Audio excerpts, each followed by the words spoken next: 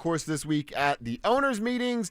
And, yeah, one of the things he talked about was running backs in the draft, this year's draft class that we know is so deep.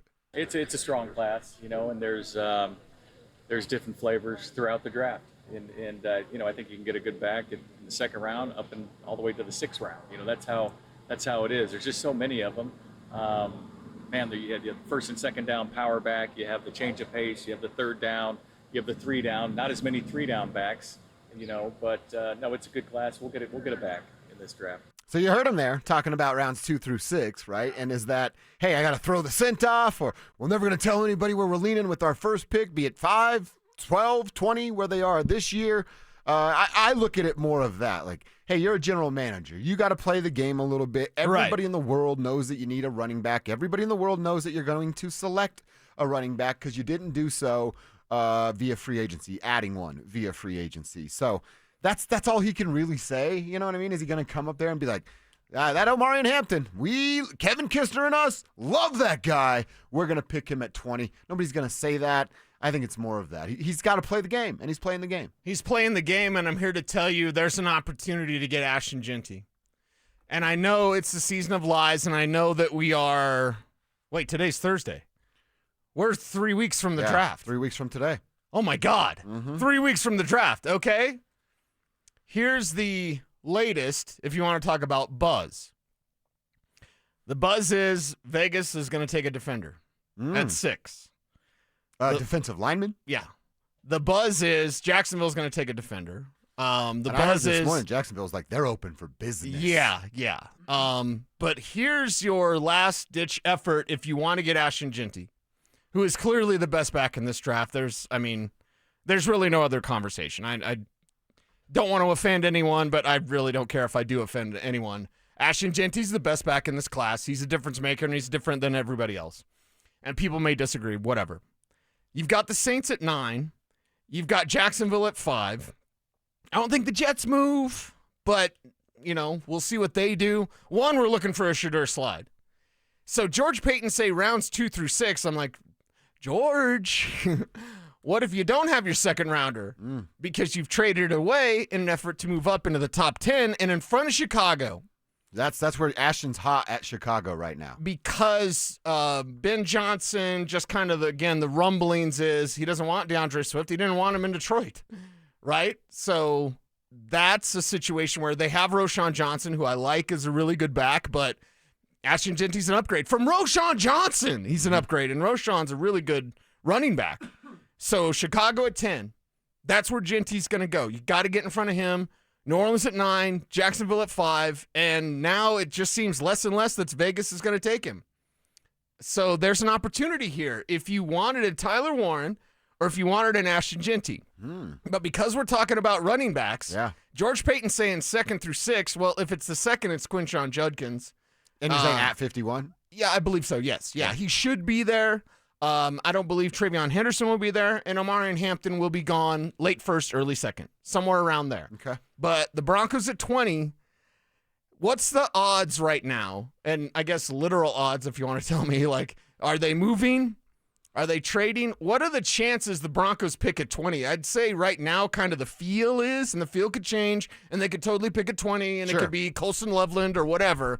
But the feel is right now, they're not going to be there at 20, whether it's up or down, and I can't tell you which one it is. All I know is in front of them, Vegas does not seem like they're going to take Jeanty. Okay, that's good. That's a little slip right there. And actually, George Paton talked about this. He's kind of asking about, hey, you got your quarterback now. There's some stability in the organization. So how do you look at that number 20 overall pick? It's nice, but there's always different challenges. I mean, there's always different stress points. And, free agency, man, that's a crazy time because you really don't have any control. And you don't know what they're doing on the other side. You don't know how many teams are involved.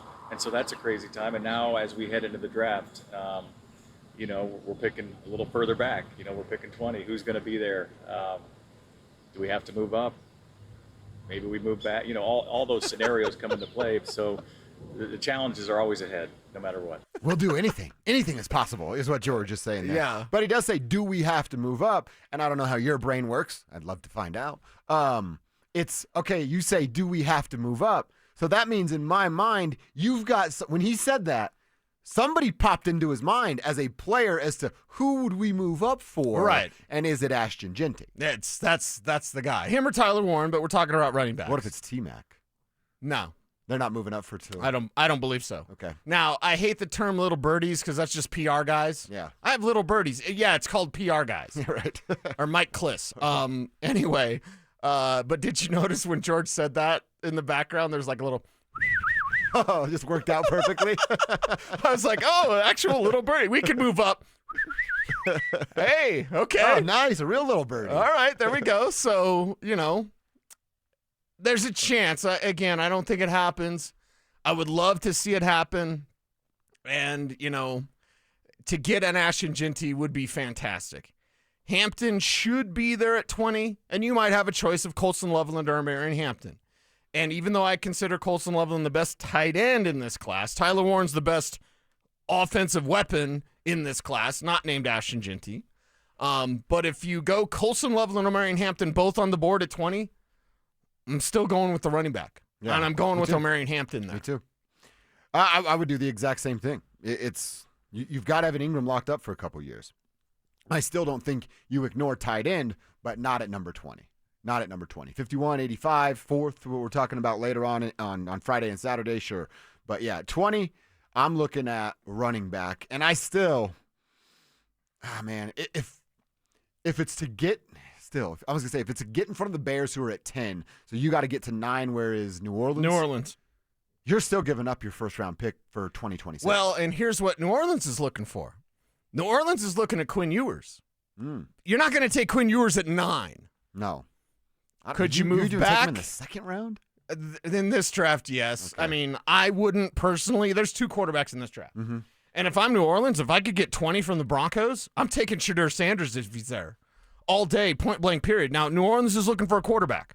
So because of that and because of their interest in Quinn Ewers, do they actually move back and then try to move around a little bit, maybe get Ewers early second, something like just keep collecting picks? They need an inflection of youth because of their salary cap situation.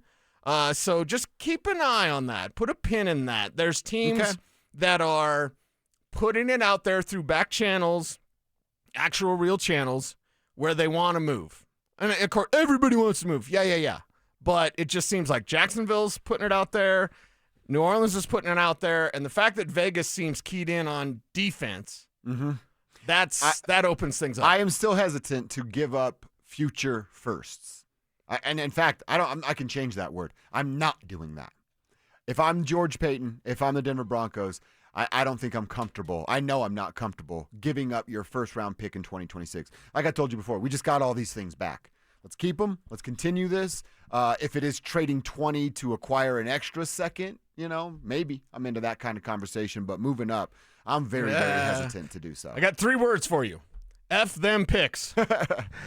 Well, that's a great theory when you're in a Super Bowl window. You and I disagree on where the Broncos are or are we not just in a wait Super for Bowl this window? We're just waiting for it to come around? Yeah. This ain't Haley's Comet, baby. It's here. Well, the Super Bowl window is here because Bo Nix is here. I don't believe that yet. I need a little bit more evidence with this team, this roster, and inside the AFC West to show me. They're on the right track. They're walking in the right direction for the first time in 10 years, and that's a big step for me. Let's just wait and see with these draft picks. I want to hold on to them. Broncos country, what do you say? Would you make a move? George Paton hinted up, back. What would you do? 303-713-1043 on the RamosLaw.com text line.